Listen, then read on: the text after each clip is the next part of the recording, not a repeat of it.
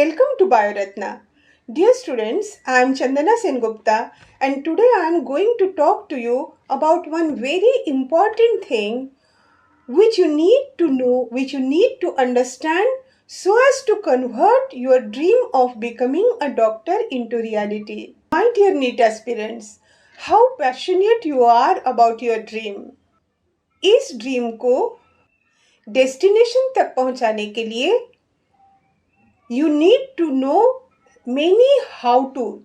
One of it, the most important is किस तरह से आप पूरे एनसीईआरटी का निचोड़ निकाल के रख सकते हो. कहीं से भी किसी भी एंगल से कोई भी क्वेश्चन आ जाए, it has to click you immediately. How to do it? Let us see. Before you open your book, the first thing which you should do is keep a copy of the syllabus of NEET on your study table, in your bag, and on the wall behind your study table. This is one every day, one glance at it, and you are all means you feel like yes, इसे मुझे मुट्ठी में करना है. When you start with your NCERT, start with that topic which is already been taught to you. Class 10 तक के बच्चे लोगों को हम कहते हैं कि आप पहले से ही उस टॉपिक को, उस चैप्टर को पढ़ के रखिए. But if you can afford it, I will say that okay, go for it.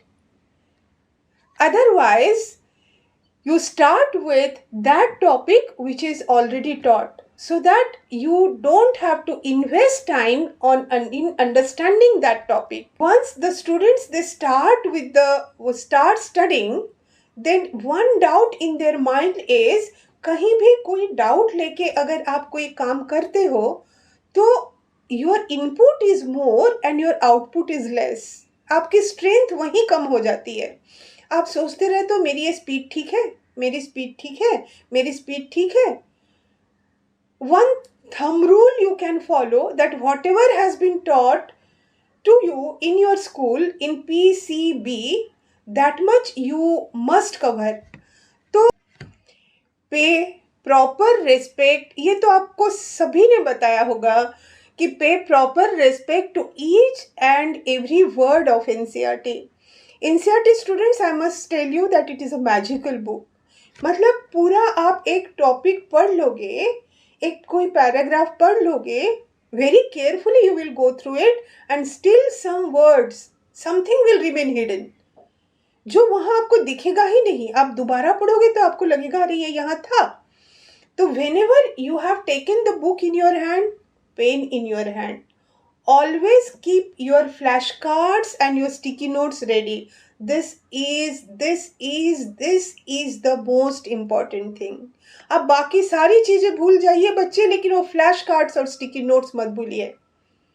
ये flash cards, this NCERT you can read when you are at in your study table, वहीं पढ़ सकते हो. एंड दिस फ्लैश कार्ड्स, ये आपके साथ हर उस moment रहेंगे जब आप इस दुविधा में हो कि मेरा टाइम वेस्ट हो रहा है.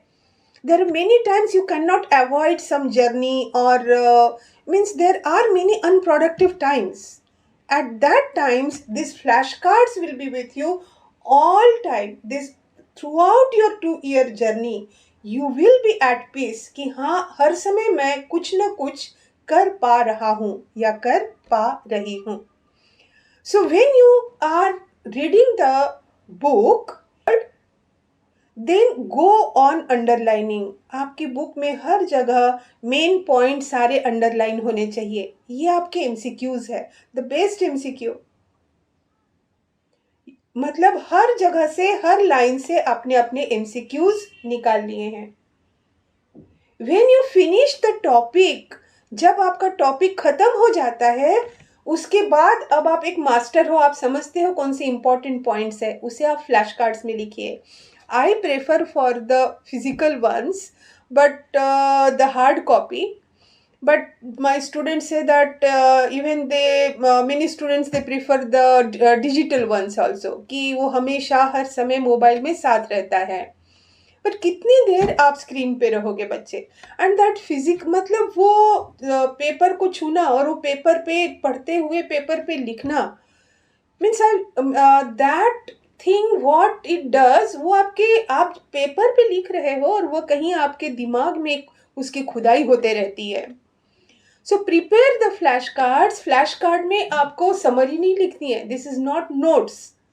उसमें आपको मेन पॉइंट्स लिखने हैं. एक फ्लैश कार्ड जो आपके पॉकेट का साइज में हो, जो पॉकेट में आप कैरी कर सके, ऐसा एक बंच अलग अलग कलर्स का, एक एक 20-25 पेज का एक बंच आप हमेशा अपने टेबल पे रखते हो.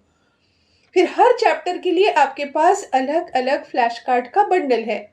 When you sit, before even taking your NCERT in your hand, you take your flashcards, आपके एक साइड में रखते हो, स्टिकी नोट्स आप एक साइड में रखते हो.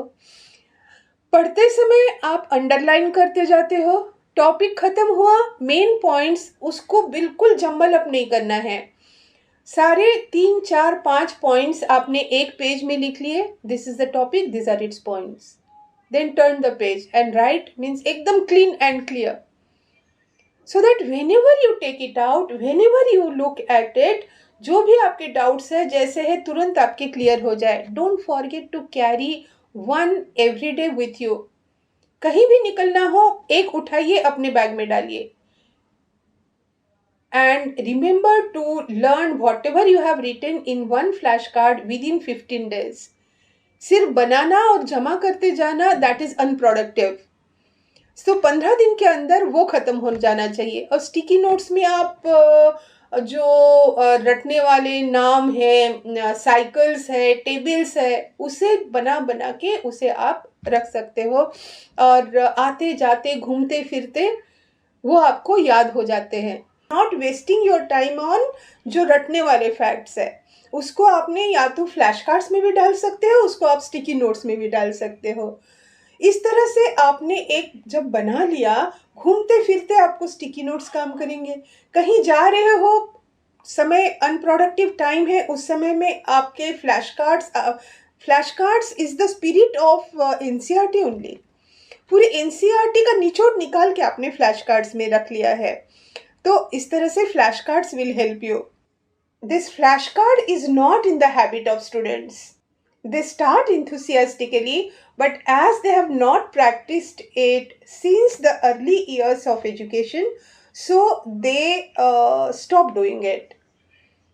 So in my channel, from Monday we are starting with class 11th syllabus. After completion of each chapter, it should be done after every topic. Flashcards have to be prepared after every topic. पूरा chapter पढ़ने के बाद अगर आप करते हो, then you forget कि उसमें क्या क्या था. वैसे नहीं बनती है flash cards. It has to be done after every topic. I will prepare some bonus videos where I will be preparing the flashcards with you. ये तब तक जब तक आपकी आदत नहीं बन जाए. ऐसे नहीं कि ये रेगुलरली चलते रहेगा. फ्लैश कार्ड्स बनाने के लिए कोई एक्स्ट्रा टाइम नहीं लगते बच्चे. It is just a habit. Make it a habit. It is rewarding. अरे यही आपके अगर एफिशिएंसी को 100 टाइम्स बढ़ा दे, दूसरे से आप आगे बढ़ सके हो, तो क्यों नहीं करोगे उसे. आप ब्लाइंडली सिर्फ पढ़ते जाओ, ये नहीं हो सकता है. आपको उसका सार निकाल के अपने पास रखना होगा. जब मन है अपने हिसाब से उसे यूज करना होगा. और एनसीईआरटी पढ़ने के साथ साथ एनसीईआरटी को याद करना भी बहुत जरूरी होता है. जब आपने पढ़ लिया, एकदम निश्चिंत से बैठे हुए हो, कुर्सी पे आराम से बैठे हुए, आंख बंद किया हुआ है आपने, एट दैट टाइम दिमाग में सोचते रहिए क्या पढ़ा था. वही same points in slow motion जब आप पढ़ या रिकॉल करने रखते हो, you go beyond what is taught to you. और वो बड़ा इनग्रेन सा रह जाता है दिमाग में. तो ये भी करना जरूरी है. Take care of all each and every word, each and every diagram आप बहुत मिस करते हो. डायग्राम की लेबलिंग पूरी अच्छे से कर ले. Follow all this points.